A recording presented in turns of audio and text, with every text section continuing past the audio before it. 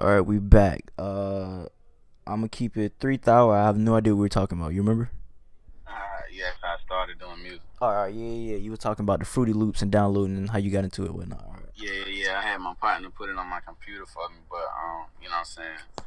Later on, like a couple years into it, I started like I came across a little bread and I started buying other equipment like beat machine. I started buying speakers and all this shit.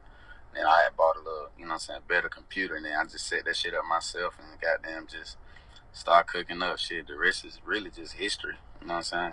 Yeah. Well, now that you're talking about how you got into producing, I know you're a great producer, but I'm not for sure. Correct me if I'm wrong. You don't rap or sing, do you? In the beginning, Okay. But then you stop. shit dead. I also gotta respect that because I feel like a lot of niggas don't know when to just stick to one thing, and I'm glad you realized that producing was for you. I realized that a long time ago. And then no, I ain't no flashy nigga, bro. Like I don't like folks in my face, so I definitely don't want that kind of attention on me like that. Okay. Well, back to producing. A real like lately, I can't produce, but just in general, I've been obsessed with sampling. Are you a sampling nigga, or you don't like to sample like that? I used to be back in the day till I started learning the business side of all this shit. Like now I just do it for fun now. Like, you know what I'm saying? But like trying to sell that shit, you ain't finna make no money. How do So I you? just Yeah, because you gotta clear it and all that, right? oh my god, and like the process that shit is the worst. Like Mm. they want everything you got. Have you? Has it ever been a time where you made a beat with a sample and you was like this is a one, and it was like almost finna be big, but you couldn't do it because of sampling reasons or clearing reasons rather? Uh, it's been times where yeah, I felt like yeah, it actually has where I had to like kind of like redo the beat, but the feeling wasn't the same. But you know what I'm saying, like because they didn't like because sometimes some folks don't even want you to sample their music, Yeah. and so yeah, so I did like a it was this record I did for Campus on Lyric Cab. It's the intro to Lyric Cab. It was a Maxwell sample, and they was like nope. Like nope. So I had to finesse a situation to make it sound similar to it, but not like it. You know what I'm saying? It still worked out in the end, but the vibe was a little off. But I like the sample better. Okay. Well, I kind of want to touch on this like a couple like specific beats that you made, and like first of all, I guess starting off with K Camp, because like I'm not gonna lie, like somebody told me to listen to K Camp probably like earlier this year. I was like, nah, I'm okay, cause I was sleep on K Camp. Then I listened to him, and I'm like, you ever like want to hate on something because you didn't want to like it at first, and you like this shit kind of hard. You can't even lie. You can't deny it, like I couldn't yeah, even that deny happened to it. me. So I'm listening to his music, and the one that stuck with me the first time was really that. And I think, correct me if I'm wrong, but I'm pretty sure you produced it. That F with your boy, F with it, man. I'm like, damn, this is too hard, man. Yeah. So I just want to talk about just that song specifically. Like, how did that beat come about? How did you and him work on that song together? Oh well, it was that was a co-production. Me and my buddies, music majors. My buddy Quentin, one of the producers. He started the melody. Him and his partner Tim started the melody, and I was like, hold on, I got it. Like, you know what I'm saying? I'm gonna just finish it. Like, you know what I'm saying? Like, I just came with you know what I'm saying? We just chilling, regular day in the studio. You know what I'm saying? They came up with the melody, and I just came with that vibe. And, you know what I'm saying? Your boy just got them. He want them tight. He'll hit it in his head, then he'll be like, just load me up. You know what I'm saying? Goddamn hot in the booth. Fuck with your boy. Fuck, fuck, It's so catchy. fuck. Your boy, he just chanting and then goddamn. Then he stopped. He stopped. Goddamn. Put a pause in it. Fuck with your boy. Then he came back. You know you too much to handle. It came easy. We did that song. We did that song in like an hour at the most. Like an hour at the most. Like the whole song. That song is that song is crazy. Once it comes to you, it's there. You know what I'm saying? Like once it's there, it's there. That song is crazy. So yeah, shout out to K Camp. After that, I was like, yeah, I couldn't deny the bruh talent. So yeah, shout out to him. Somebody you work with that I always been a fan of though. You work with Future on Gangland. Now you and DJ Plug, man, y'all always come together with the beat. So just tell me about that one.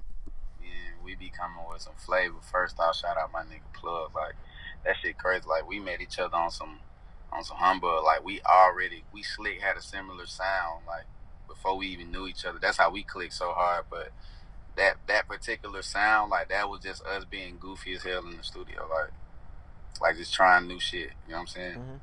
Just being goofy as hell. Then when we sit back and listen to it, like what the fuck, like. I ain't thinking niggas was gonna rap on that shit, to be honest with you, because it would just sound so different. Like that shit sound crazy. I know somebody was like, that shit sound like fucking Transformers, Decepticon, sound like them niggas fighting. I was like, y'all niggas crazy. That shit. Future killed that shit He though. did. He did. When he first heard it, he was like, what the fuck, like, nigga. He went Yeah. at it. Not, I mess with DJ Plug because, like, not only is he talented, he a funny dude. Like, I follow on Instagram. He a funny dude, man. He a funny dude. So, yeah, shout out to DJ Plug. And also, a two-part question on this Trouble thing, because I see you produced on the Trouble tape. And I think he's probably one of the most underrated artists coming out of Atlanta right now. So, yeah, I want to know. I want to know how that came about first. And then, two, you actually just said something that I never knew what it meant. And he said it on that album. He say, on the humble. I don't know what that means. I don't know if that's some Atlanta junk or what, but I ain't never heard that in Florida. I mean, you gotta really listen to Cho, like, you know what I'm saying, to understand. Like, I don't even know what that means. I don't even think I caught that one, but my boy having lingo and he having a lot of it. You know what I'm saying? If you don't know him like that, you really ain't gonna understand. Like, you know what I'm saying? I caught on after a while. I was like, okay, yeah, a lot of shit. I think he be coming up with some shit along the way. But shout out my nigga Tro, bro.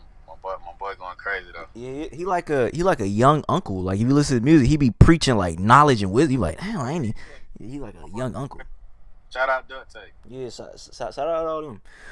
And then I mean I gotta talk about what you and DJ Plug did on the Uzi mixtape, or no Uzi album, then, cause I'm listening to the beat and I'm like, cause I ain't know who produced it at first. I'm like, whoever made this beat is real disrespectful. Like this beat is crazy. Like I said, that was classic. That's classic Bobby Kritical, DJ Plug being goofy as hell in the studio, bro. Bro, that's now you say that sound like the you said the gangland sound like some Transformer junk. This sounded like for real sound like some Galaga, Next World, Star Trek junk, bro. I'm like, what is these niggas on, man? So how did that like? What? Like sound like my boy was playing laser tag. Yeah, that's what it sound like, bro. That's what it sound like. Like, and that's one of my favorite artists. Like Uzi, like one of my top favorite, because like if you know him as a person, like you'll know like that nigga's like he a cool ass nigga. And he just don't care, like, you know what I'm saying. He don't give a fuck about what people think, and like that set him aside from everybody else. So he'll hop on some shit if he like it, and no matter, he can be the only one that like it. If he like it, it don't matter. Like, you know what I'm saying. Like it just is what it is, and like that's what make him a great artist. Cause he ain't scared to try new shit. Like when I first met him, like we was playing all that shit. He's like, "What the fuck?" He's like, "Nigga, this shit hard as fuck." That's what Uzi said.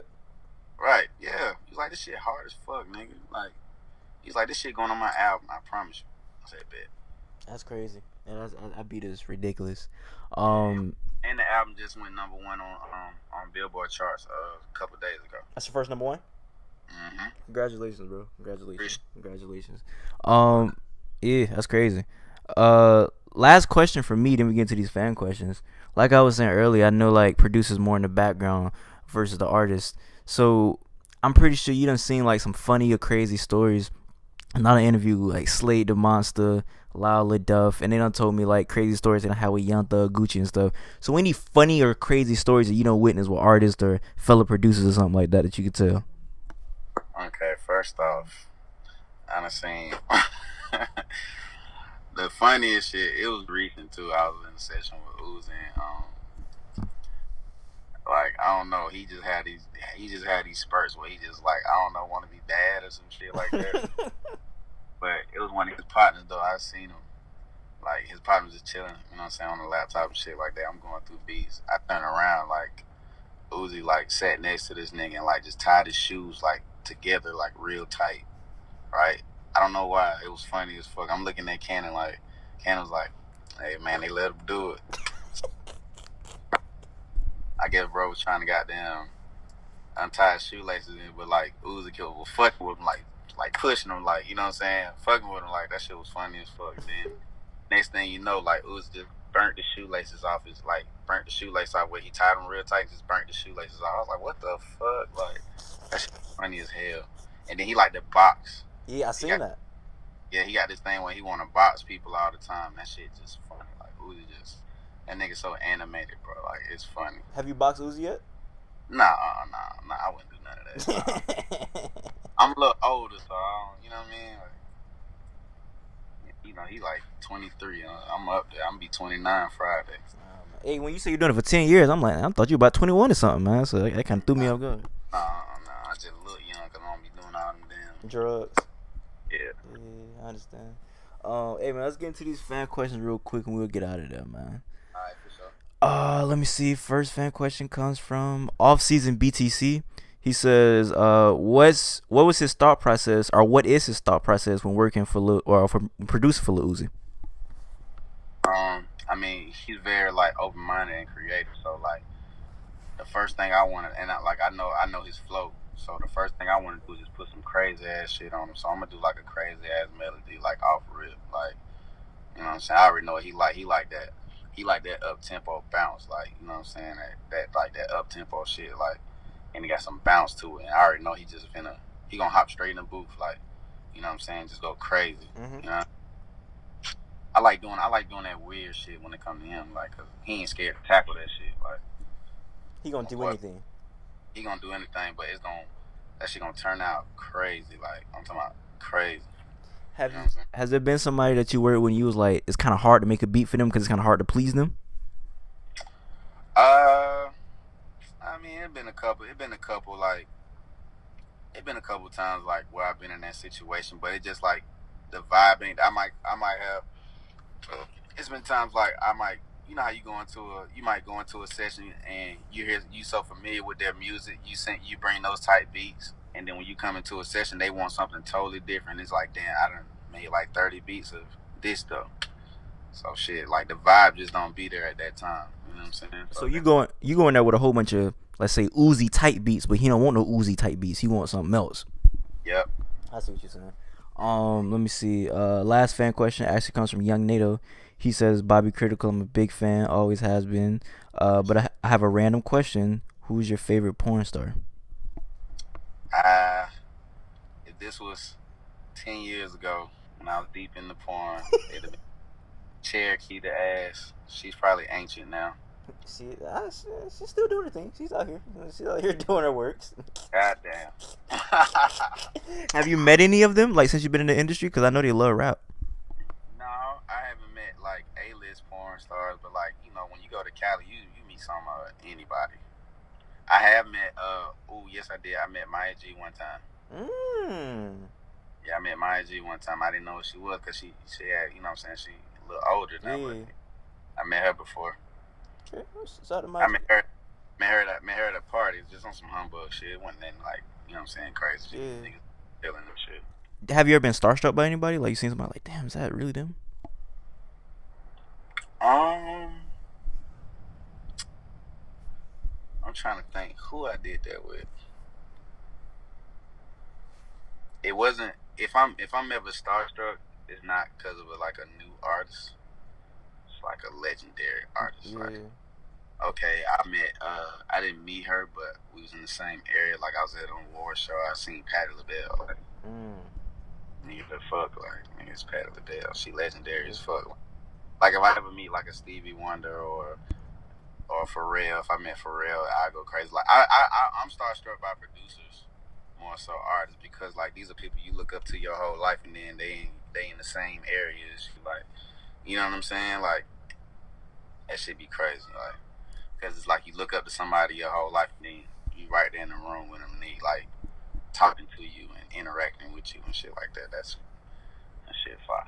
I just want to say, I feel like people need to put some more respect on Stevie Wonder's name, because the guy's a legend, and I feel like people don't appreciate certain people until they're gone, and I don't want that to be the case for him. So I'm glad you just mentioned his name out there, because Stevie Wonder's one of the best to ever do it. You know what I'm saying? You gotta think like if I ever met like a Dr. Dre or something like that, nigga, I go crazy. You talking about people that literally changed the game, man. Like, you know what I'm saying? Like, literally changed the game, like, and you know, fought for, you know what I'm saying, what they believe in, like, and made a big impression on like life, like, you know, and like that shit. when somebody is able to touch somebody, like, you know what I'm saying, that's legendary. Like, you know what I'm saying, like Yeah. when you able to have a following of people that are just willing to do whatever, like you say, like, you know what I'm saying, you have a big impact. Like, that's legendary to me. That's a fact. That's a fact. All right. Like niggas like Dr. Dre started gangster rap. Like, nigga, that's big. That's very big. Yeah, you're right. That's very, like, you know what I'm saying, like shit like that. Like, I get starstruck by shit like that. Yeah, you're right. You know what I'm saying? Yeah. I mean, of course, like, you know what I'm saying, popping artists and shit like that, talented artists, like, yeah, I'm like, you know what I'm saying, I'm always like blessed to work with, like, and I be like, damn, y'all, you really dope, shit like that. But you know what I'm saying, when you ask me a question like that, I think of people like that. Okay. You know what I'm saying? Yeah. Well, anything else you gotta say before we get out of here, man? Man, appreciate the time, man. Hey, man, it was a great interview, man. Great interview. Thank you, man. Appreciate it. Thank you. All right, man. Well, until next time, y'all already know I say what I mean what I say.